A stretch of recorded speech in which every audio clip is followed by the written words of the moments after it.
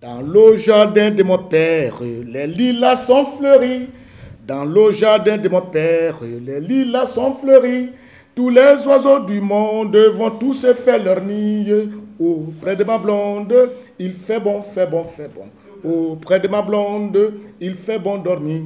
La caïla tout est raide, qui chante jour et nuit. La caïla tout est raide, qui chante jour et nuit.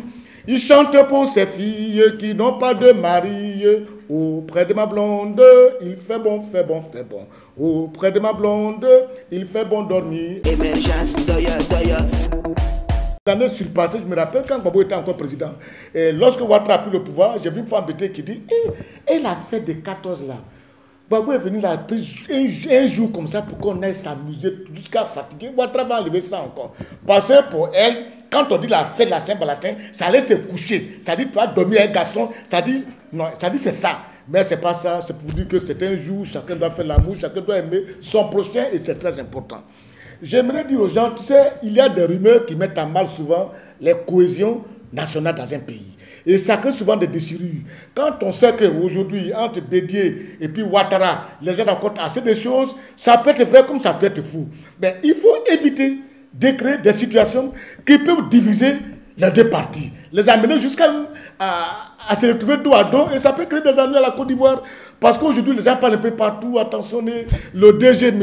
Assaoré, qui est DG du Trésor, on veut l'enlever, tout et tout. Et que maintenant, on veut mettre un gars du RDA, parce que les élections approchent. Il faut qu'on enlève Assaoré, qui est militant du PDCI, et qui est DG du Trésor, et qui fait partie des fonds sur les bédiers pour la campagne. Donc, on va l'enlever, on va mettre un gars du RDA, comme ça, les fonds vont repartir au RDA, comme ça, le RDA va avoir de l'argent, et le PDCI va s'affaiblir. Il faut éviter de faire circuler des informations qui ne sont pas du tout vraies. Parce que ça met à mal souvent la cohésion nationale et la cohésion sociale. On a déjà assez de problèmes. Les jeunes du RDR, les jeunes du PDCI, chacun dit ce qu'il pense. Mais si on doit arriver à ce stade, non, je connais bien Gon Coulibaly, je connais bien la Ils ne sont pas dans des logiques de règlement de compte. Je les connais très bien. Je peux bien me tromper. Mais le peu que je connais de Gon, le fait d'avoir parti avec lui à Korogo, aller avec lui à Sandra, un peu partout, donc j'ai une idée un peu du monsieur. Il a pété ses manières de faire. Mais je pense que pour un fils que je connais de Korogo, il a quand même de l'honnêteté intellectuelle. Il passe d'élever comme ça pour des oui, des non. À Saoré qui a été choisi après la candidature, ils vont l'enlever pour des petits calculs de temps. Non, non, non, non, non. Évitez chaque fois de dévancer ce que les gens n'ont pas encore fait. Parce que si le PDCI ou le RDR vont continuer dans l'alliance, eh bien, observons, regardons de voir. Les élections, c'est en avril. Moi, je vous dis sincèrement, ils vont aller tous en RHDP, ils ne vont pas rendre dispersés. Peut-être l'UDPCI, que je connais bien avec mon ami Mabri Toiteuse, qui lui fait la promotion des militants de ses cadres. Parce qu'au niveau de RHDP, les gens ne considèrent pas les partis tels que le MFA, l'UDPCI, on ne les considère pas. C'est Bédié seul, Alassane Ouattara qui bénéficie des tombées du RHDP. C'est pour ça que Mabri, il réagit. Et c'est normal. Mais attendez, évitons de diviser des champs. Évitons de traiter Gon Coulibaly de ce qui n'est pas. Évitons de traiter Alassane Ouattara de ce qui n'est pas. Ce qui intéresse Ouattara, c'est comment travailler, comment avoir les sous, mais les petits calculs de politique, ça ne les intéresse pas du tout, du tout, du tout. Émergence, doya, doya. Au niveau de nos amis qui sont au niveau de la diaspora, moi je dis que l'État de Côte d'Ivoire doit faire un effort quand même pour trouver des solutions, des mécanismes lorsqu'ils veulent investir en Côte d'Ivoire, rien que pour qu'ils soient protégés. Parce qu'ils viennent souvent avec des sous, et ces sous sont très mal gérés. Même des gens qui sont en Europe, ils confient leur argent à leurs parents, cet argent ne fait pas le travail qu'il fallait faire. Donc ça fait que des gens qui souffrent énormément en Europe, côté de l'argent, et en fin de compte, ils tombent à l'eau. Moi, je connais une jeune dame du nom d'Edwige, je la connais très bien. Elle a passé tout son temps en France avec un mari blanc. Mais le monsieur, s'il peut s'arrêter, il fait comment? Il vient en Côte d'Ivoire. Et puis il envoie sa femme, va en Côte d'Ivoire. Elle vient en Côte d'Ivoire. Elle va payer un terrain. Mais qu'est-ce qu'elle fait? Elle va payer un terrain, c'est un notaire. Elle va être une femme notaire. Elle est notaire, c'est une dame. Elle arrive, elle dit arrive, il lui confie ses 19 millions.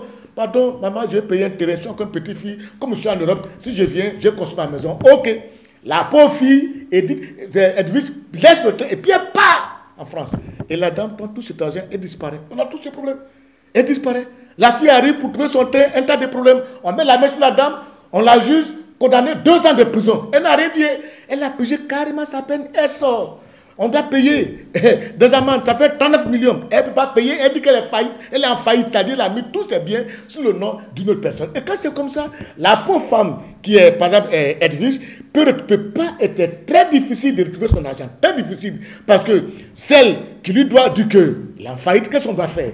C'est tout. C'est pour ça que souvent je demande à la justice de créer d'autres mécanismes, plutôt pour rembourser l'argent des gens. On interpelle un peu le chef de l'État de voir clair, parce que vous savez combien de fois les gens souffrent en France. Combien de fois ils souffrent là-bas, se réveiller à 6 h du matin, dans la neige, aller travailler pour combien de francs, économiser un peu de sous, et puis venir donner ça à des malhonnêtes comme ça, c'est pas du tout bien. Il faut que ce dossier-là, la justice vraiment, soit interpellée. Et puis j'aimerais dire à notre ami Ibrahim, de regarder ça un peu, même Ahmed doit regarder ça un peu et c'est très important.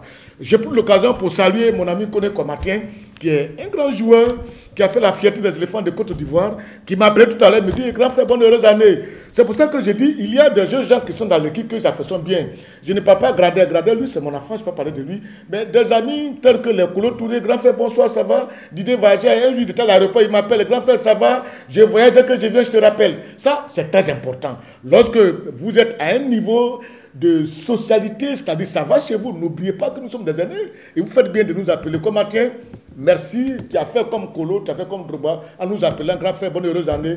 Merci beaucoup. Moi aussi, souhaitez-moi bonne heureuse année. Ce que tu as fait, c'est très bien, mais il y a ce que je veux qu'on me dise, quoi. C'est-à-dire tout ça que je dois de l'argent, s'il peut mourir cette année pour me libérer, pour ne pas payer crédit des gens, vraiment, ça va m'arranger. À bon attendeur, à la prochaine.